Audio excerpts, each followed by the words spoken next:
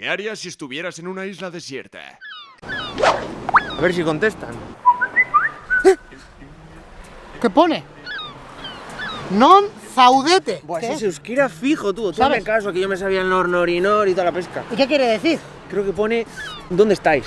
Pues venga, hay que contestar. Sí, venga, va. Ponle a ver si pueden venir a buscarnos. ¿Cómo se dice eso en euskera? Tú sabes.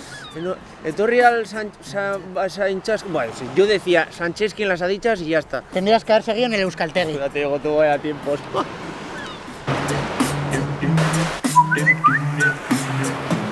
Vidali Cocapena. Creo que pone que mandemos ubicación.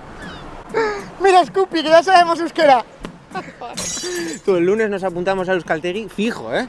Pero si no hemos mandado ubicación y estamos en una isla desierta. Tú tranqui, que con esto lo entienden fijo. No te pierdas la oportunidad de aprender euskera. Aukera galdurik ez horixe, ikasi euskera.